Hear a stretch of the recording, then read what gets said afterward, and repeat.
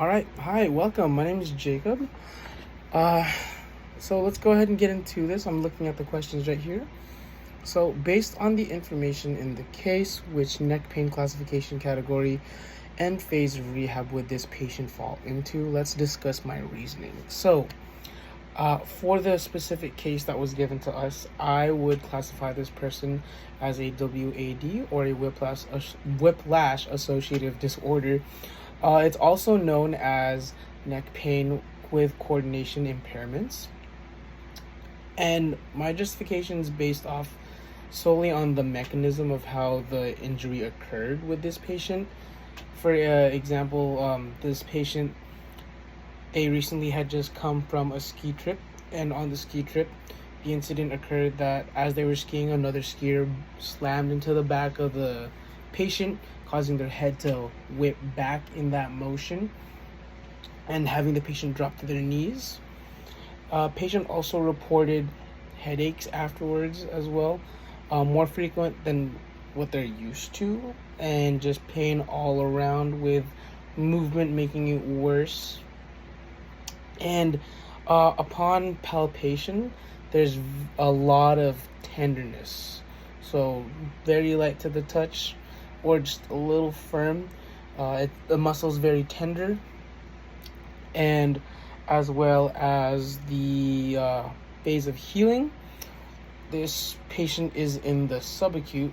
And I go subacute just because the injury occurred 10 days ago, and by now inflammation should have been settled, which allows us to make the judgment that they're already in the subacute phase, but they're still in the early phases of healing.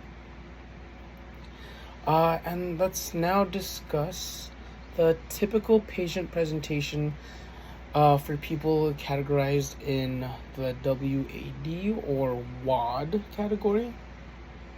So, off the bat, patients have stiffness and pain and muscle tightness, and moving it makes it worse, along with frequent headaches.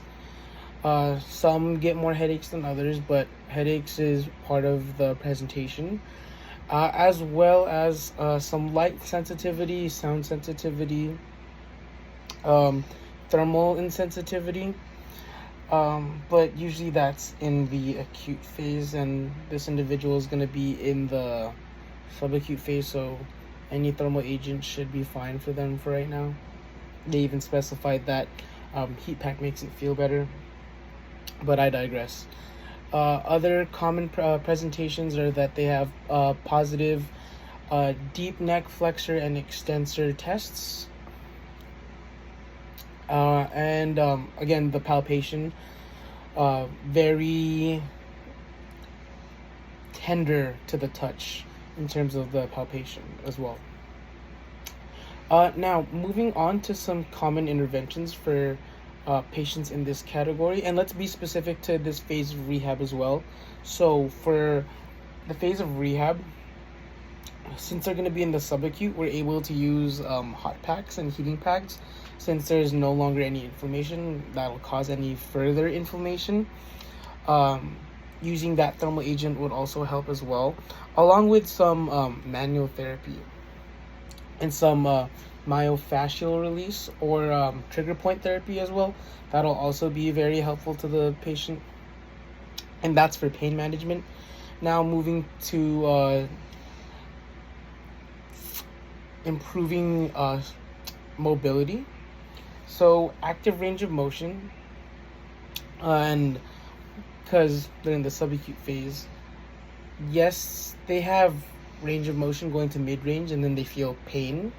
So like I said in the beginning, that they're in the subacute phase, they have range of motion, but they're only able to go to mid-range without feeling that pain. So any active range of motion exercises where they're able to comfortably do it and then go back to neutral or resting position, as well as some joint mobs as well. So anything from grades 1 through 2 would help increase range of motion and reduce any pain for that patient. Now, moving on to some strengthening and endurance exercises. A really good one is gradually and slowly increasing stretching for this patient to whatever they can tolerate. So, for example, if they are stretching, we would have them stretch towards where it feels tight, and whatever they can tolerate, we'll leave it at that. And then further just build up, moving past that barrier of what they can tolerate, and slowly and making small increments in that stretching, as well as some isometrics too. We want to see a muscle contraction and kind of still strengthen the muscle without going in the full range of motion to aggravate it, just because movement does make it worse. So performing isometrics is definitely a good way to maintain strength and in a way build upon the strength that we have since the injury. And also, if this person, not specific to this person for the case, but in the case that this person did have any proprioceptive deficits, we would definitely try to target proprioceptive, kinesthetic rehabilitation, anything along the lines just to improve their proprioception. Next, moving forward, let's discuss the relevance of the patient's NDI score. So NDI stands for Neck Disability Score, and this patient received a 46. So that's a severe to moderate disability. And excuse me, what that's basically reflecting is the significance of the impact of that injury to the activities of daily living and their social life as well. So it also kind of just impairs what this person's able to do. And if they had a score higher than that, that would result in more functional rehabilitation limitations as well. So it would just further make it a lot more difficult for this person if their score was higher. Moving forward, let's explain the importance of the deep neck flexor test. Oh, sorry, going back on that. Other things for the NDI score were just a lot of times this person does have functional limitations for activities such as showering or brushing their hair without pain. So just to backtrack, with that, this kind of like encompasses that score and how it, like, those are just examples on how it affects their daily life or activities of daily living. But moving on, patient's neck disability is the importance of deep neck flexor tests. So what does this mean? Well, they got a positive on the DNF, and it was for 12 seconds. So what that tells us is that they have muscle weakness and lack of endurance in those deep neck muscle flexors.